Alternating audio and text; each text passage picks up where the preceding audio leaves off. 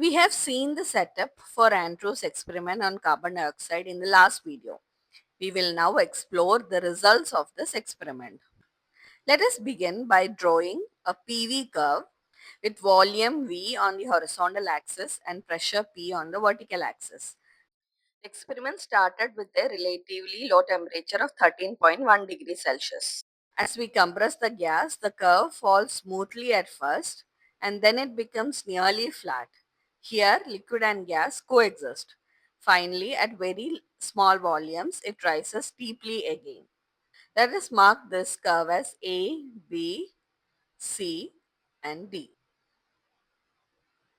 At 21.5 degrees Celsius, we get a similar curve, again flat in the middle, showing the liquid gas coexistence region. But notice that this flat part is shorter than before and it is getting increasingly difficult to liquefy the gas because the gas gets liquefied now at higher pressures when compared to the situation at lower temperatures.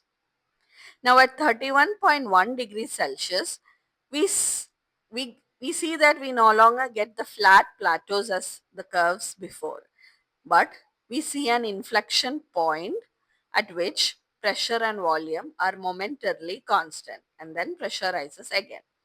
This special temperature is referred to as the critical temperature Tc and the corresponding pressure is the critical pressure, which is referred or which is called PC. Here it is around 22.9 millibars. This region where the graph is parallel to the y-axis can be marked and this is referred to as a liquid vapor boiling region.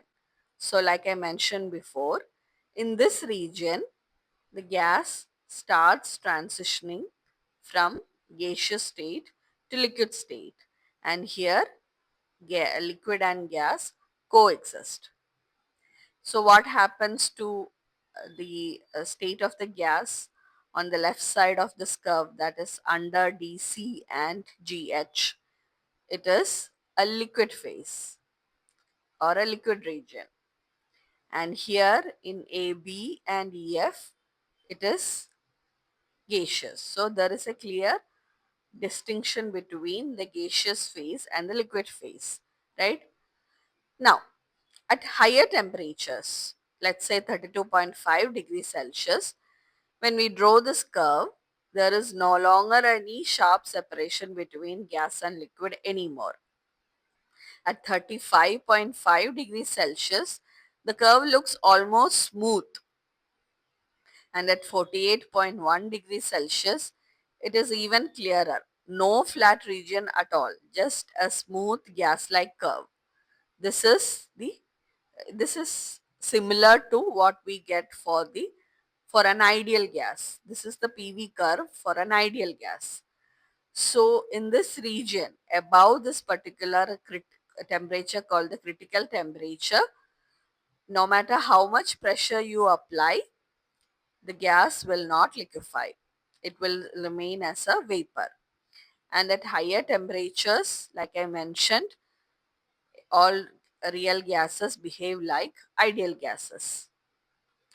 So Andrews curves proved that the gaseous and liquid states are not fundamentally different kinds of matter, but two parts of the same continuous spectrum. Let us see a clearer picture of the graph. So these are the conclusions from Andrews experiment. At low temperatures, the gas liquefies sharply under pressure with a clear gas-liquid boundary. And at the critical temperature, the distinction between a gas and a liquid disappears, and above the critical temperatures, no liquefaction, just continuous compression. So Andrews' experiment on carbon dioxide proved the continuity of states. Gas and liquid are not two separate forms of matter, but continuous states of the same matter.